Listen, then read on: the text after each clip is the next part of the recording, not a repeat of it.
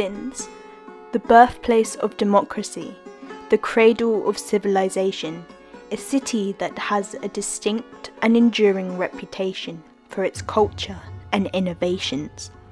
In today's video, we will explore the vast and rich history of this ancient city. This is not a definitive list of all the sites, but I hope to give a sense of the heritage that is embedded in Athens. In this video, I will cover the ancient history of this city during its classical, Hellenistic and Roman periods. Without further ado, let's explore this iconic polis. I could not talk about Athens without talking about its most famous landmark, the ancient Acropolis. There is evidence that this hill has been in use by the Greeks as early as the Neolithic periods, with pottery and other artifacts found. There is no doubt, however, that the site was occupied during the Bronze Age by the Mycenaeans as a citadel.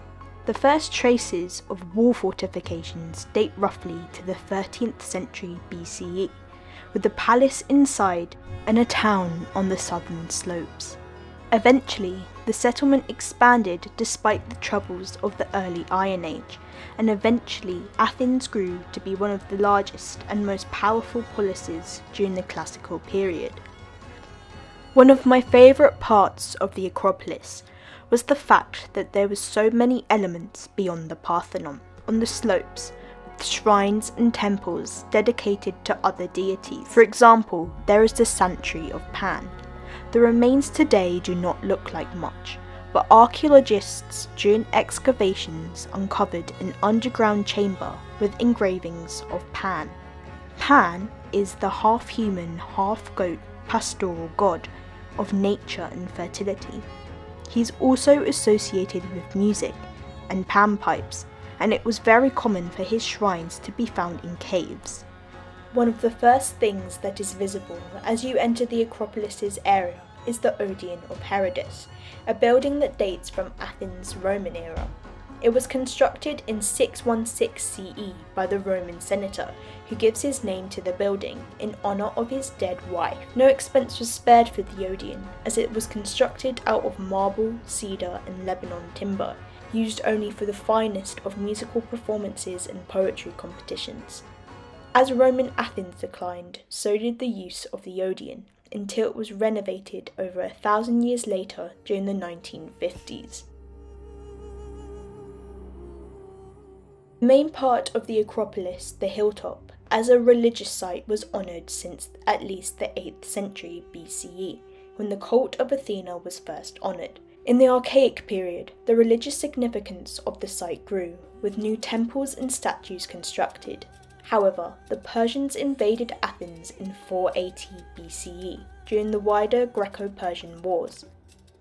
The Acropolis was ransacked and temples completely destroyed and plundered.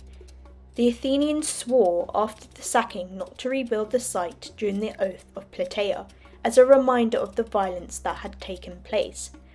The site remained in ruins for nearly 30 years until the building programs of Pericles from the 450s onwards. When you first enter the hilltop, you will walk through the Propylaea, one of Pericles' constructions. The Propylaea functioned as a gateway to the religious sanctuary of Athena. Built of fine marble and with elaborate ornamentation, the Propylaea was a statement in itself of the beauty and mysticism of the space within. Next to the Propylaea is the Temple of Athena Nike, or Athena of Victory. The building was constructed in order to memorialise the Athenians' victory against the Persians, as can be seen by this sculpture of the Greeks fighting off the Persians at the Battle of Marathon. The Athenians continued to worship at this temple during the Peloponnesian War, in the hopes of achieving a similar victory. In the classical era, between the Parthenon and this area, a gigantic statue, Athena Promachos, would have stood, but it has since been lost, likely melted down. Nowadays, the Parthenon dominates the landscape. The renowned temple is dedicated to the patron goddess of Athens, and it was the first building constructed upon Pericles' orders, roughly in the late 440s. It might be easy to believe that the Parthenon functioned completely as a religious building. However, it also acted as a treasury housing the gold of the Delian League. Made out of pentalic marble, the Parthenon is a beautiful feat of skills, masterfully blending elements of Doric and Ionic architecture. For example, the continuous friezes of Ionic style, as well as the columns of the Doric style. The architects of the Parthenon also utilised illusions in order to make the structure always appear perfect. The columns, for example, are large in the middle but slimmer on either end, so they always appear straight and perfect. The building, although colourless today, would have been painted brightly and decorated with carved sculptures depicting both myths and historical events. The greatest wonder of them all, however, was the statue of Athena Parthenos, made by Phidias. It was completely made out of gold and ivory, and stood proud, a symbol of Athenian might. Often overshadowed by the Parthenon, the Erector Theon was just as important to the ancient Athenians. The building not only housed the cult statues of Athena and Poseidon, but it also was steeped in mythology. It was said that the competition between Poseidon and Athena to become the patron of the polis happened here, with Poseidon striking his trident down in a patch to summon a spring of water. The body of Cecrops, Athens' first king, was said to have been buried below the southern port, some say guarded by the Caryatids. The building is even named after Erector Theos, Athena's adopted son, and a great hero who was born of the earth. Alongside the building, classical sources recorded an ancient olive tree that grew there, which they believed was the first ever olive tree, granted to the Athenians by their patroness. Although the tree is long dead, another has been replanted as a marker of where it once would have stood. As you go down the Acropolis' southern slopes, you enter a space with many other shrines, temples, and sacred sites. The most obvious is the site of the Theatre of Dionysus, which was built at some point in the 6th century, dedicated to the god of wine, theatre, and ecstasy. The theatre at first was constructed out of wood, but it was upgraded to stone around 320 BCE. Under the statesman Lycurgus, giving it the capacity to hold around 17,000 people. Annually, the Dionysia was held, a festival in honour of the god. It would last 5 days, beginning with a large procession via the Agora, libations and sacrifices. The plays would then be performed over the course of the remaining 4 days. 5 comedies, 3 satyr plays, and 3 trilogies of tragedies were performed. On the southern slopes of the Acropolis, there also is the Asclepion, or the Sanctuary of Asclepius, the god of healing and medicine. The site was open from around 420 BCE, and was an important part of the Athenians' everyday lives.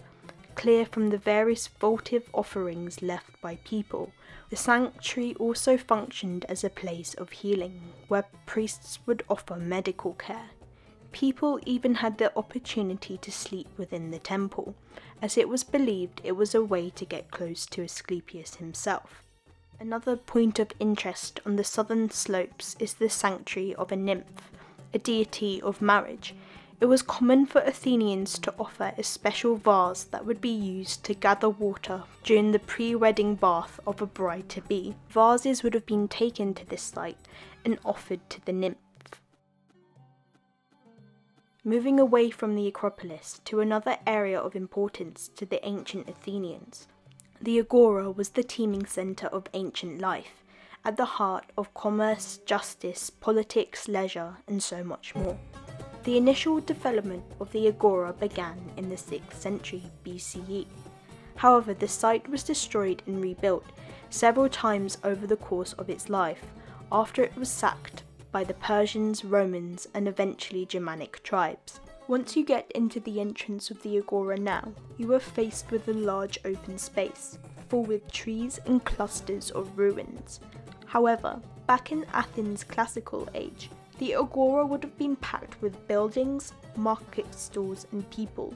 It is no surprise then that the Agora was vital to the development of democracy and the overall functioning of politics in ancient Athens. This is reflected in the presence of the Bouleuterion, a structure that housed the Boulei, a branch of the Athenian government that dealt with the day-to-day runnings of the city, as well as the monument of the eponymous heroes, who were the namesakes of the 10 political Athenian tribes. Around the Agora there are many religious shrines and temples too, including the altar of the 12 gods, most likely dedicated to the 12 Olympians. The Greek writer Thucydides attributes the shrine to Pisistratus, the son of Hippias, the last tyrant of Athens. From the 6th century, the altar was seen as the centre of the Agora. This photo here is an imagined reconstruction of what the altar would have looked like in its second stage, rebuilt after the sacking of Athens by the Persians. There were also temples dedicated to specific deities like Ares and Apollo. However, the best preserved of these is the temple of Hephaestus, which has been conserved due to its use as a church. The temple itself is located upon the Kolonos Agoris, a hill that was used as a meeting place by Athenian craftspeople. It was built during the 5th century at the height of Athens' classical period, upon the ruins of a previous building the Persians destroyed. The temple is in the Doric style, with its simple columns and friezes depicting myths of Hercules and Theseus. As well as being dedicated to Hephaestus, the god of blacksmithing, the temple also covered worship of the goddess Athena, who was the patron of handicrafts too, highlighting how the Agora first and foremost was a centre of industry. This fact is visible too in the various stoas dotted around the Agora, such as the Royal Stoa and the Middle Stoa. Stoas were like covered colonnades. They could be used for other purposes, but they mostly functioned as a covered marketplace where shopkeepers could sell their wares. A stoa was even rebuilt in the Agora during the 1950s. It now contains beautiful sculptures and houses a small museum, which is definitely worth a visit too.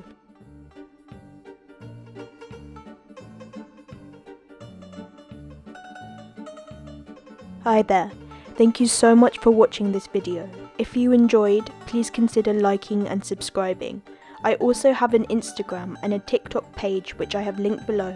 Again, thank you so much for watching. I have been Our Historia, and until next time.